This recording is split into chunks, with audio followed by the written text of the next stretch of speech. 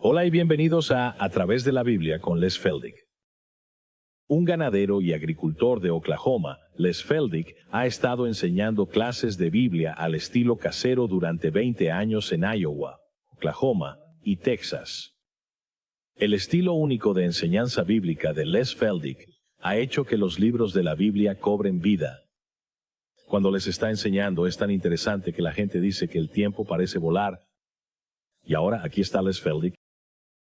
Está bien, es bueno ver a todos de vuelta hoy y vamos a empezar justo donde lo dejamos en nuestro último programa y eso estaba en 2 Corintios capítulo 8 y creo que llegamos hasta el versículo 6, así que continuaremos en el versículo 7. Y de nuevo, para todos ustedes que se están uniendo a nosotros por televisión, nos gustaría invitarlos a abrir sus escrituras y comparar las escrituras con las escrituras. No, intentamos forzar a nadie. No estamos tratando, como he dicho tan a menudo, de mover a las personas de un grupo a otro, pero independientemente de dónde estés funcionando, ya sea en una iglesia, en una escuela dominical o fuera de una iglesia, lo que sea, que aprenderás a buscar en las escrituras y ver lo que realmente dice la palabra de Dios. No afirmamos tener todas las respuestas, pero confiamos en que el Señor nos ha revelado muchas de estas cosas que normalmente se pasan por alto y cuánto apreciamos sus cartas. Dios mío, como he dicho en casi todos los programas, sabes, el tiempo de correo es el punto culminante de nuestro día y no puedo responder a cada uno. Creo que todos ustedes se dan cuenta de eso, pero Dios mío, cuánto apreciamos sus cartas. Ahora, de nuevo, nos preguntan casi a diario si tenemos todo esto disponible en video y lo que sea. Y sí, por supuesto que sí. Todos los programas anteriores, desde Génesis 1 hasta donde estamos, están disponibles en video. Ahora hemos comenzado a producirlos en cintas de audio y por supuesto también están disponibles en los pequeños folletos. Y de nuevo, siempre tenemos que darle el crédito por transcribir todo esto en formato impreso y luego Keith Decker lo prepara para la imprenta. Así que se necesita mucha gente para que todo esto realmente funcione. Ahora, de nuevo, creo que estamos listos para volver al estudio porque después de todo, esa es la razón por la que estamos aquí. Y así que si te unes a mí en 2 Corintios capítulo 8, versículo 7, recordarás, en nuestro último programa introdujimos la idea de dar según los escritos de Pablo y el propósito de ello. Ahora, como enfatizo entonces, y lo enfatizaré de nuevo, quieres recordar que las pequeñas iglesias que se fundaron en los días apostólicos probablemente se reunían en casas. La mayoría de ellos probablemente ni siquiera tenían pastores a tiempo completo como tales. Y sin embargo, Pablo da instrucciones para la recolección de sus ofrendas y luego señalamos que en ese momento era principalmente para los pobres santos que habitaban en Jerusalén y habían estado agrupando todos sus recursos desde Pentecostés y la caja común se había agotado y ahora estaban en la indigencia, pero dado que estaban en la indigencia debido a su obediencia a la palabra de Dios, Dios a su vez se encarga de ellos a través de las ofrendas de estos creyentes gentiles. Y eso es lo que Pablo ha estado enfatizando, que los judíos son dignos de nuestros regalos materiales debido a todas las cosas que les debemos por su espiritualidad, cosas que se nos han dado. Ahora creo que es bastante asombroso que Pablo trate sobre la ofrenda durante casi 3 capítulos, 7, 8, 9. Ahora no voy a exagerar con todo esto, pero voy a dedicar esta media hora y con suerte eso será suficiente. Sobre todo este concepto de dar en la era de la gracia o la era de la iglesia. Vaya, recibimos tantas llamadas de personas preguntando, bueno, ¿cómo se supone que debo dar mis diezmos y mis ofrendas y lo que sea? Bueno, lo primero que siempre digo, y eso sorprende a la gente, y sé que a muchos pastores probablemente no les gusta cuando enseño esto, pero no estamos obligados a dar un diezmo, no estamos bajo la ley, estamos bajo la gracia. Y solo enfatizo esto constantemente. ¿Qué leer? Pablo dice que desde Romanos hasta Hebreos, y nunca verás la palabra diezmo ni una vez. Él nunca la usa porque ya no es apropiada. Ahora, eso no significa que no demos. Por supuesto, damos, pero no estamos bajo ningún tipo de regla o mandato para dar tanto. Está bien, y es ese tema el que vamos a destacar ahora en estos próximos momentos, comenzando con 2 Corintios capítulo 8, ahora versículo 7, y nuevamente siempre recuerda la situación de la carta. Pablo probablemente está en algún lugar del norte de Grecia mientras escribe esta segunda carta a la iglesia de Corinto, que era una iglesia carnal. Fue muy, ¿qué debo decir? Grupo inmaduro. Creyentes. Y la primera carta, por supuesto, realmente tuvo que ser duro con ellos debido a muchos de sus problemas. Y ahora en esta carta no los está condenando tanto como simplemente aclarar algunas de sus ideas. Muy bien, entonces al llegar al versículo 7 dice, por lo tanto, así como abundan en todo. Ahora esa es por supuesto la alegría de la vida cristiana, ¿no es así? Ahora puede que no todos seamos ricos, no tenemos que serlo. Puede que no todos disfrutemos de una salud perfecta, no tenemos que hacerlo. Porque verás, nuestras bendiciones están por encima y más allá de lo material, aunque lo material ciertamente juega un papel, porque somos humanos. Muy bien, ahora estos creyentes en Grecia no eran diferentes. Él dijo, están abundando en todo, en fe. Ahora, ese es el comienzo de todo. Sabes, tuve un oyente que escribió justo ayer, recibió una carta y dijo, empiezo a preguntarme, él dice, estamos escuchando tanto sobre experiencias, pero dijo, ¿no están ocupando el lugar de la fe cuando hablan de experiencias? Y tuve que decir absolutamente, tenemos que comenzar con la doctrina, y la doctrina viene por la fe. Y cuando pones fe más doctrina, entonces vas a tener experiencia, pero verás, demasiada gente está olvidando la doctrina y siempre están hablando de nada más que de experiencias. Bueno, eso no va a funcionar. A Dios no le agrada eso. Porque tenemos que empezar con, como Él dice aquí, uno de sus principales dones, y ese era la fe. Esa habilidad y ese poder que son dados por Dios, que podemos creer lo que Dios dice. Ahora recuerda, esa es la base de estudiar y entender la palabra de Dios, que creemos lo que Dios dice. Él dice, ahora está bien, tenemos que tener cuidado. No vamos a poner en operación cosas que Dios le dijo a Israel que hiciera en el Antiguo Testamento. De hecho, otra vez, alguien llamó el otro día, pero no dice, Malaquías, trae tus dones y tus diezmos y tus ofrendas al alfolí. Y yo dije, sí. Pero no dice el mismo Antiguo Testamento, tráeme tus sacrificios de animales y haz esto con los sacerdotes y haz aquello con los sacerdotes. Bueno, sí. Así que, ¿qué vas a hacer?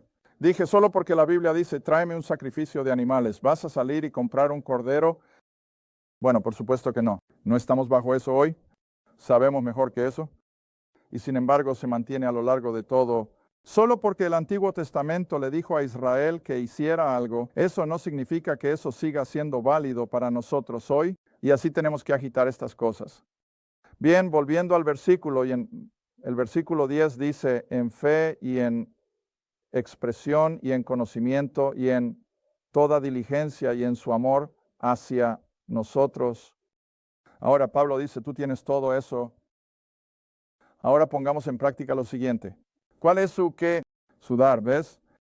Ahora él dijo, veamos que también abundes en esta gracia. Bueno, ¿de qué gracia está hablando? La gracia de dar, ¿ves? La gracia de dar. Está bien, versículo 8, no hablo por mandamiento, sino por ocasión de la disposición o el celo de otros y para proporcionar o probar la sinceridad de tu amor. Ahora, siempre ten esto en cuenta. ¿Cuántas veces Pablo dirá, bueno, ahora no estoy diciendo esto por mandamiento? En otras palabras, el Señor entonces me dijo, ahora Pablo, tú le dices a la gente esto. Pero dado que está en la palabra escrita, ¿en qué se convierte inspirado? Es la palabra de Dios. Así que incluso cuando Pablo dice, ahora no estoy escribiendo, esto por mandamiento en esencia, ¿quién le mandó o quién le hizo escribir eso? Bueno, el Espíritu Santo. Así que siempre ten eso en cuenta. Eso solo porque Pablo dice, bueno, ahora, esto no es un mandamiento de Dios, sin embargo, en realidad lo es, porque es el Espíritu Santo quien le está impulsando a escribir lo que escribe.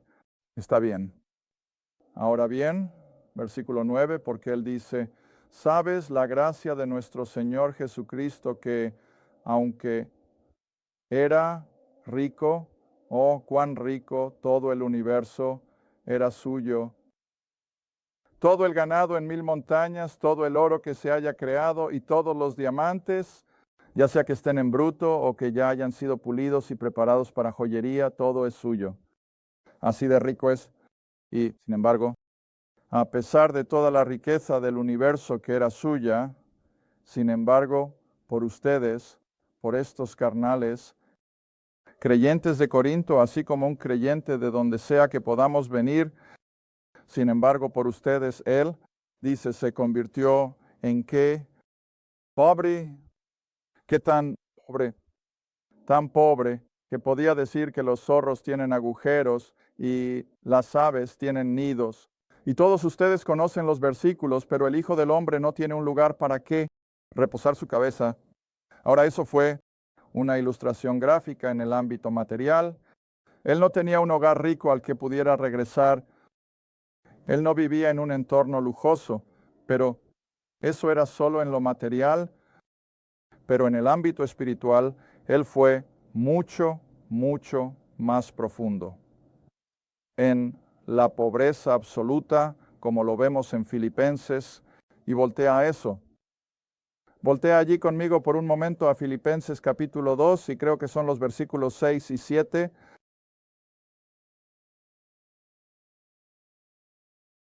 Filipenses, capítulo 2, versículos 6 y 7. Ahora mira esto. Quiero decir, esto está más allá de la comprensión humana, y sin embargo es lo que la palabra declara, quien, hablando de Cristo Jesús en el versículo 5, quien, siendo en forma de Dios, no consideró el ser igual a Dios como algo que debía aferrarse, porque Él era Dios. Está bien, ahora versículo 7. Como el Dios de la creación, el Dios que posee todo en el universo, sin embargo, se despojó de sí mismo, de toda reputación, y tomó la forma de un siervo. Ahora, muy a menudo leemos esa palabra siervo y la pasamos por alto sin darnos cuenta de cuál es el mejor término para siervo. Esclavo. ¿Cuántos bienes materiales tenía un esclavo en la antigüedad? Ninguno.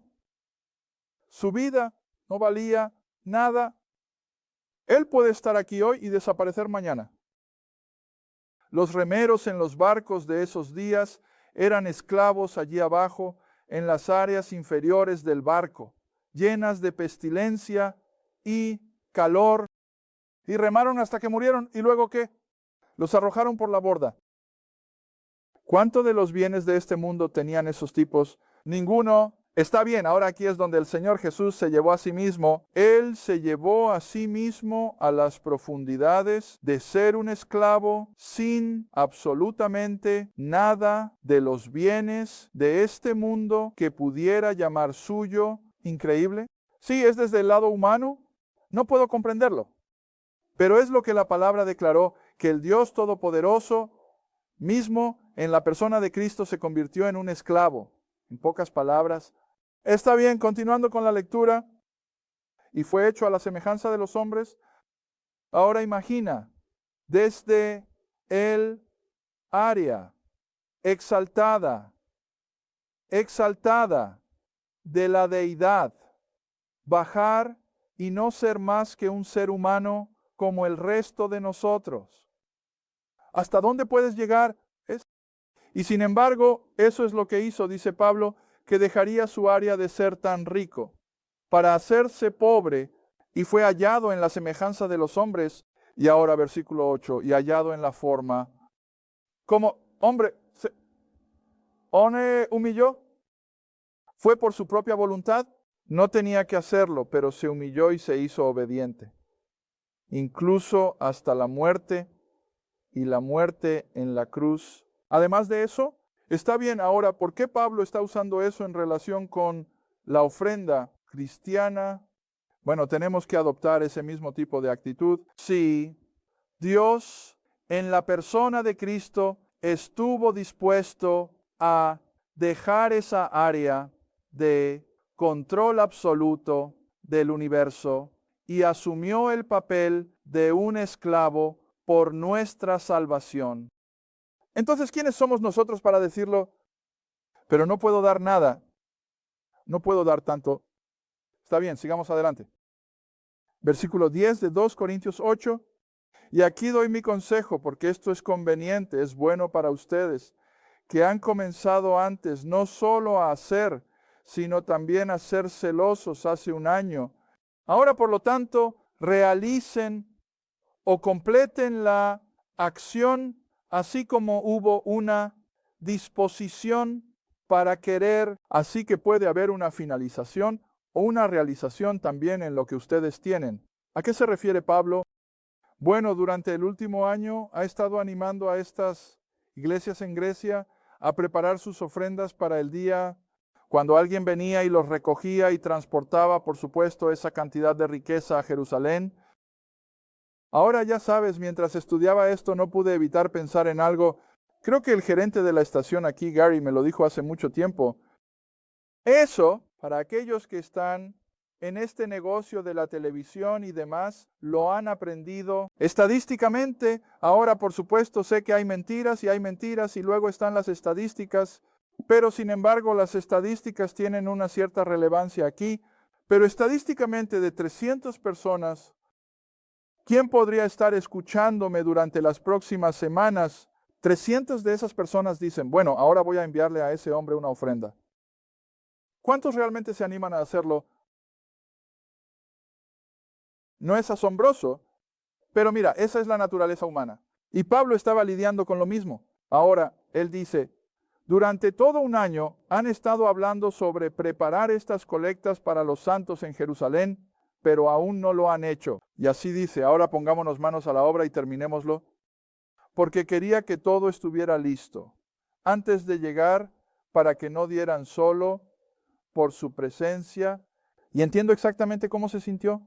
Nunca te gusta hacer que alguien se sienta obligado a dar solo porque tú estés allí personalmente en la escena. Y así, esto es exactamente de lo que está hablando. Ahora, el versículo 12. Ahora, todo esto tiene que ver con la ofrenda cristiana. Ahora, míralo. No hay una palabra aquí sobre él mencionando el 10%. Él nunca dice un diezmo. De lo que está hablando es del concepto general de dar.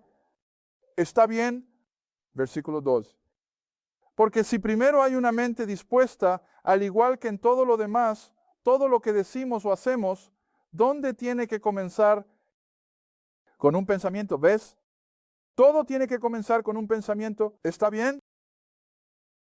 Entonces, se acepta que un hombre da de acuerdo a lo que tiene y no de acuerdo a lo que no tiene. Ahora ves, ¿acaso Dios espera que alguien que tiene unos ingresos muy escasos, tal vez solo su pequeño cheque de seguridad social, ¿acaso Dios espera que den todo eso a algún ministerio o alguna iglesia? No, de ninguna manera. Más de una vez he tenido que escribir a personas. Ahora, escuchen, si tienen un ingreso muy escaso, no espero ni un centavo. Ahora, eso es entre ellos y Dios. Y si sienten que Dios todavía les está instando, está bien. Pero nunca quiero que alguien con un ingreso escaso se sienta obligado a apoyar este ministerio. Quizás otros sí lo hagan, pero yo no quiero que sea así en este caso. Y así Dios lo deja muy claro. Dar se basa en la capacidad de dar. Y luego habla de ello en el versículo 13, porque no quiero que otros hombres estén aliviados y ustedes cargados.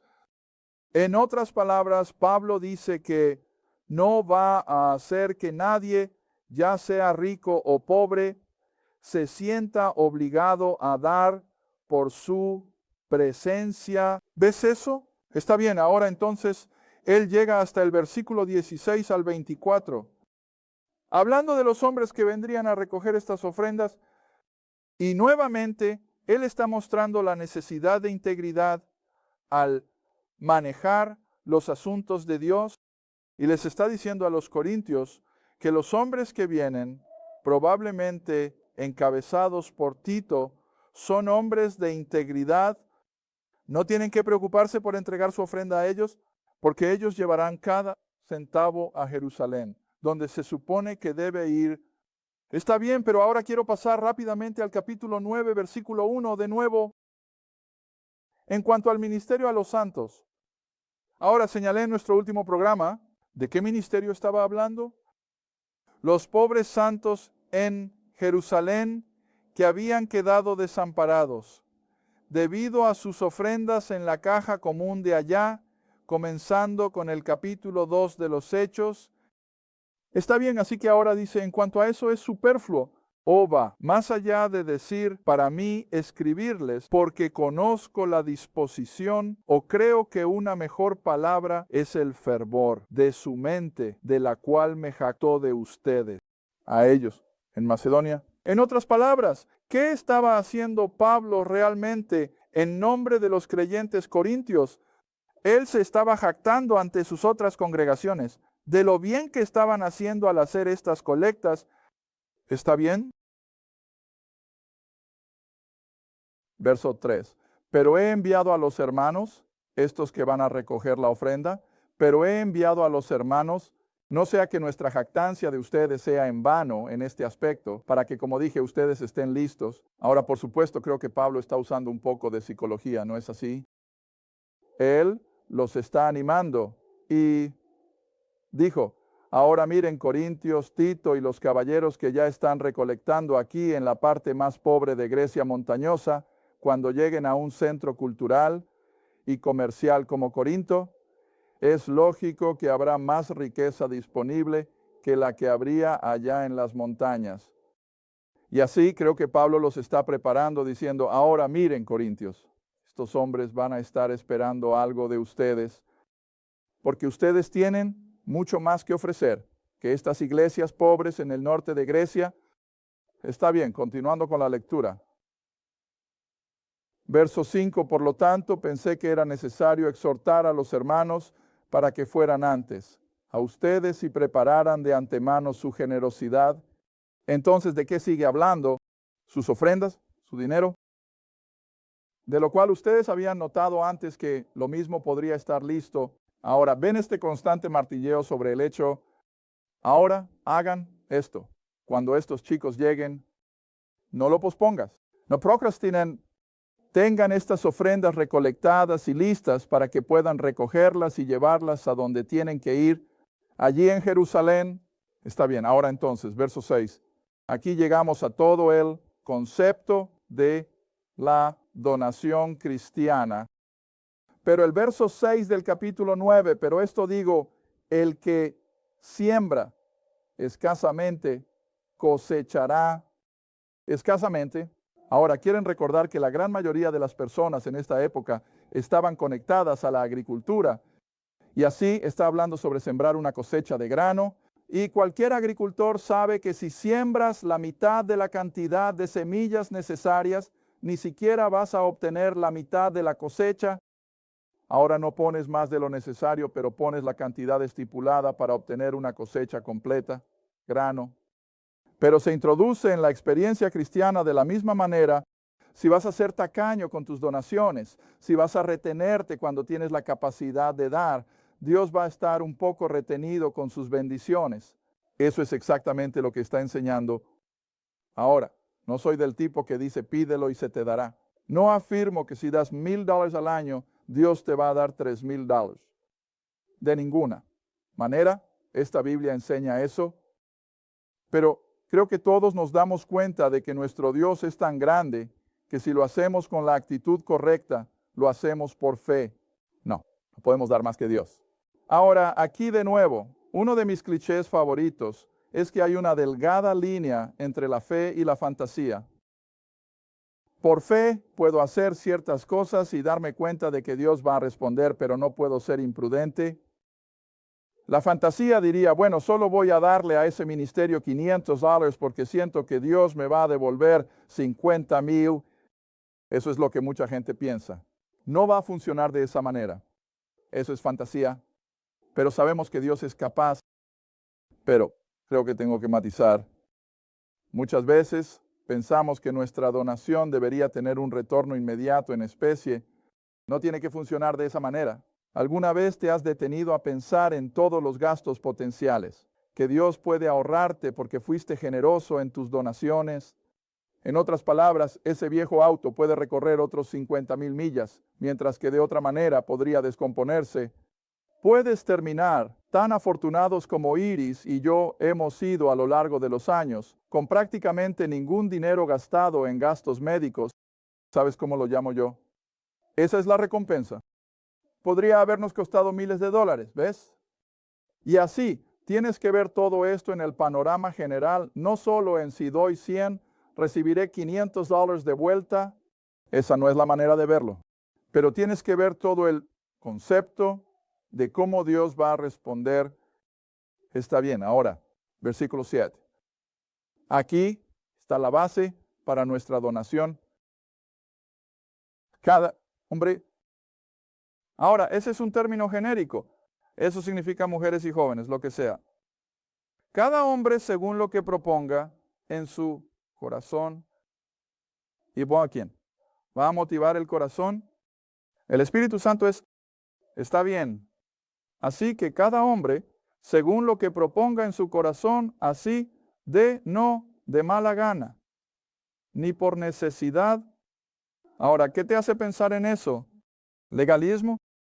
Recuerdo que hace años un caballero en Iowa estaba tan molesto porque su pastor particular salió y miró las cosas que él tenía disponibles y observó el tamaño de su casa, el coche y la camioneta que tenía y se dio la vuelta, por supuesto, esto fue hace muchos años y dijo, me parece que deberías poder dar $600 al mes. Bueno, ¿cómo crees que se sintió el tipo? Él estaba totalmente desanimado. Él dijo, nadie me va a decir cuánto se supone que debo dar. Y estuve de acuerdo con él. Dije, nadie tiene el derecho de hacer eso. Eso es estrictamente entre el cristiano individual y su Señor. Está bien, sigue leyendo. Déjalo dar, no de mala gana ni por necesidad, porque alguien te lo ha impuesto. Porque Dios ama que un dador alegre. Y si tienes un margen, la palabra alegre en el griego original realmente significaba que hilarante. ¿Cuántas personas van a la iglesia el domingo por la mañana y ponen esa ofrenda en la bandeja con una actitud hilarante? No muchas. Lo hacen por un sentido de deber, lo hacen porque piensan que alguien les está imponiendo una carga sobre sus hombros que tienen que dar. No lo haces. Si no quieres dar y si no puedes dar de manera hilarante, Dios, en otras palabras, dice, no lo necesito, no lo quiero. Pero para un creyente dar según como Dios le ha prosperado, y hazlo con alegría, y dalo a un lugar donde se honre la palabra, donde se proclame el evangelio. Entonces, Dios te dará la unción, Dios te dará la dirección, Dios te mostrará cuánto dar y dónde. Pero en ningún lugar, mira, mi tiempo se ha acabado. Quería volver a Malaquías, quería volver a Levítico, quería volver a Éxodo y no voy a tener tiempo. Pero mira, todo eso fue estipulado para la nación de Israel y todo lo que pido a la gente es que vuelva y lea Malaquías capítulo 1, versículo 1, donde dice, el Señor dice a la nación de Israel. Gracias por ver A Través de la Biblia con Les Feldick, un estudio bíblico semanal. Si deseas más información sobre los ministerios Les Feldick, un estudio bíblico en tu área, o sobre este programa, escribe a Les Feldick Ministries, Ruta 1, Caja 760, Quinta, Oklahoma 7452. Esa es la Ruta 1, Caja 760, Quinta, Oklahoma 74552. A Través de la Biblia con Les Feldick es apoyado por los espectadores, y tu donación es apreciada. Gracias. Y asegúrate de sintonizar la próxima vez para A Través de la Biblia con Les Feldick.